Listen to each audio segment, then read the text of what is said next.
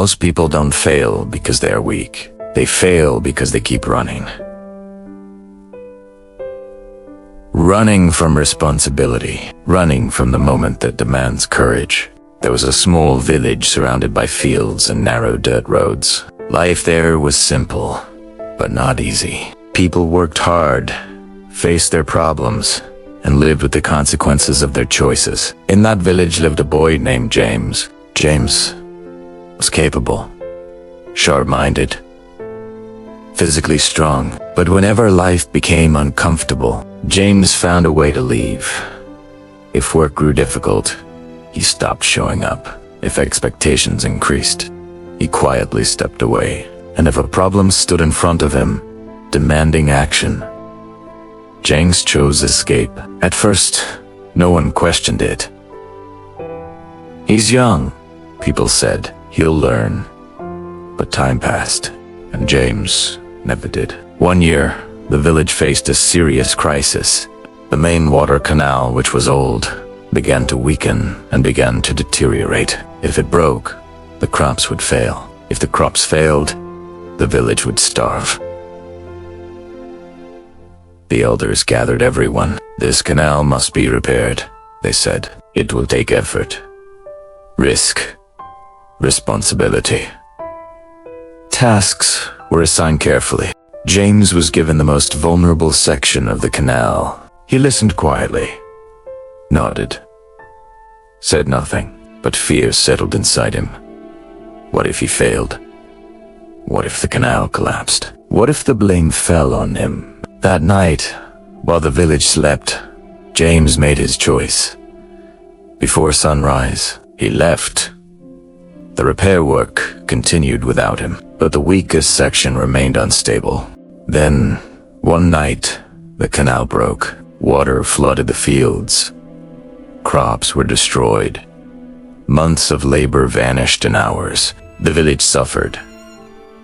James was already far away. He moved from place to place, starting over again and again. Everywhere he went, the pattern followed him. When work became demanding, he left.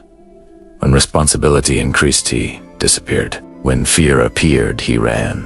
Many years passed, and life became heavier. He had no roots, no stability, no peace. At night, exhaustion pressed on his chest. He kept asking himself one question. Why does everything feel so hard when I avoid so much? One evening, worn down and hungry, James sat beside a quiet field. An old farmer was there, watching the land. The farmer looked at him and said, "You walk like someone who never stops moving." James smiled weakly. "I move because problems follow me." The farmer shook his head. "No," he said calmly. "Problems follow those who refuse to face them." James said nothing. After a moment, the farmer spoke again. "A river doesn't carve stone by running away. It does it by staying." That night, James didn't leave. For the first time in his life, he stayed. The next morning, he returned to his village. People recognized him immediately. Some turned away. Some watched in silence. The elders spoke. "You left when we needed you." James lowered his head. "I was afraid," he said, "and fear made my decisions." They gave him no comfort, only responsibility. The canal still needed rebuilding. This time, James didn't run. The work was brutal. The sun burned. His hands bled. Fear returned, but he stood still. Day after day, he worked. Stone by stone, the canal took shape again. And slowly, something changed. The fear weakened. The weight lifted. Strength replaced doubt. When water finally flowed through the canal, the village stood in silence. James didn't celebrate. He simply watched the water move forward. Steady, unstoppable. Running from problems does not protect you. It hands control to fear. Problems don't disappear when ignored. They wait.